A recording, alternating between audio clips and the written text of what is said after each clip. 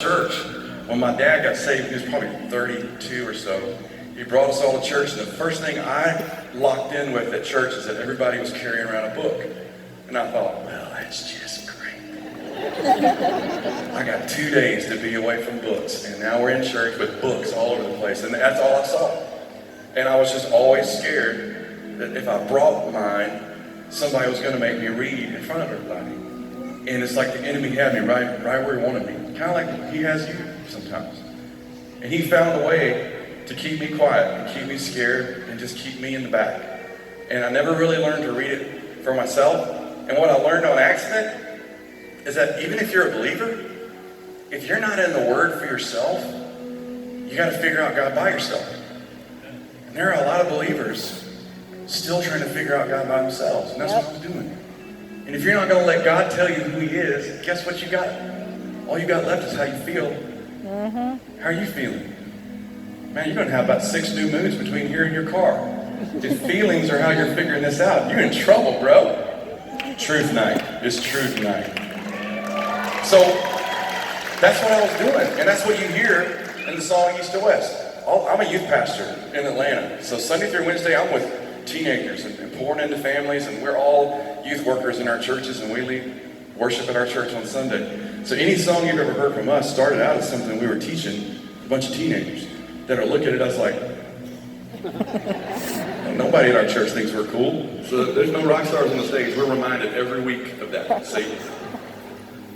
And even as a young youth pastor, I was trying to wrap my brain around the fact that God would choose to just not remember my sin against me anymore. Because remember, I wasn't in the Word. All I saw was everybody around me. And people around me, I mean, they'll love you for a while. People down here will love you until, they'll love you as long as, but everybody's got a line. I figured God had one too. And I was probably 19 when I hit the bottom, and it got as dark as it can get with little ones in the room. As dark as it can get without just not being here anymore. And there were about 3 or 4 nights that I decided every night whether or not I was going to do the next day. And I remember deciding I need to figure out if there's more to Jesus than church. I gotta know. And I remember I decided I was going to read the book of James in the New Testament, because James is deep and spiritual, and James is 2 pages long. So I picked James. For those 2 pages long. And I started reading. And I would understand sometimes, and sometimes I wouldn't. And I would just do a little bit at a time. And whatever he was saying to do, I'd ask him to help me do. Whatever he was saying not to do, I'd ask him to help me not to do it. And then I'd go to the next day, and I'd just blow it the whole day, worse than the day before. And I'd come back that night, and I'd be like, Jesus, that did not go well. And you know what? Jesus sticks around. Yep. See, there's a difference between the God we feel and the God who is. The God we feel is going to bail on you, and you're on strike 2 all the time with the God you feel. But the God who is, He filled the Bible up with people way worse than you. Yeah. Have you ever read the Bible?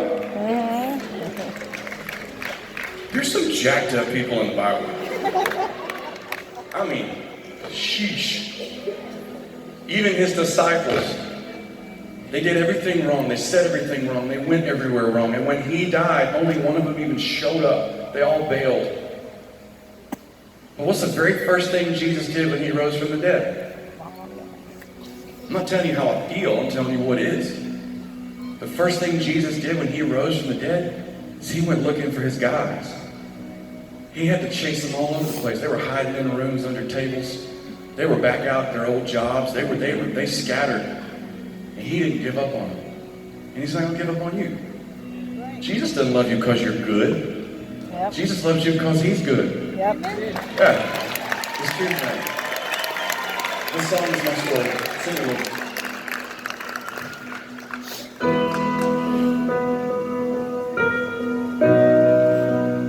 This song's my story. I think it's probably your story too. I came to you with my heart in pieces and found a God with healing in His hands. I turned to you, put everything behind me and found a God who makes all things new. I look to you, drowning in my questions, and found a God who holds all wisdom. And I trusted you and stepped out on the ocean. You caught my hand among the waves, 'cause you're the God of all my days. Each step I take, you make a way, and I will give you all my praise. My seasons change, but you stay the same, 'cause you're the God of all my days. Raise your hand if you found that to be true.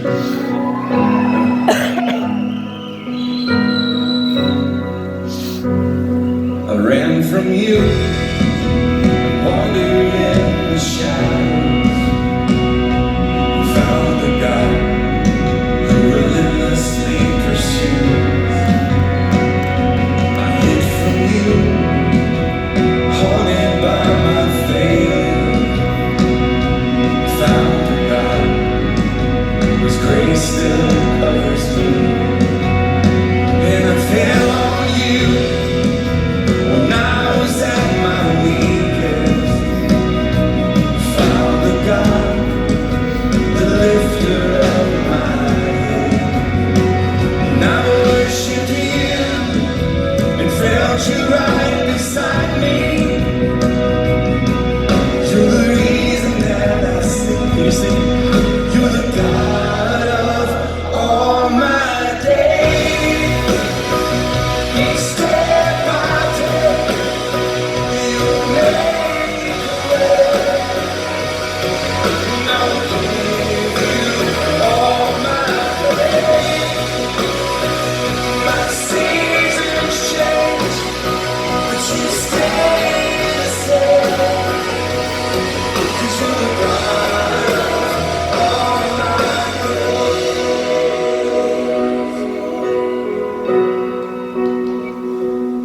In my worry, God, you are my stillness. In my searching, God, you are my answers.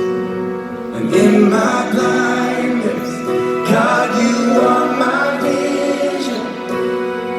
And in my bondage, God, you are my freedom.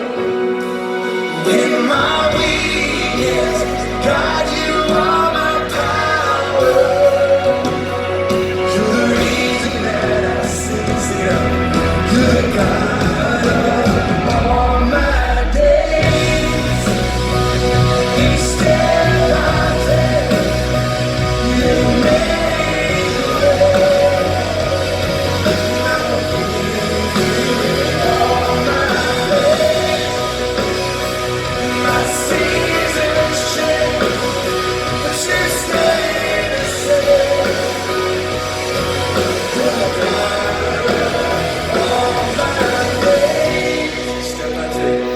Each step I take, you make a way. You make a way, and I will give you all my praise. My seasons change, my seasons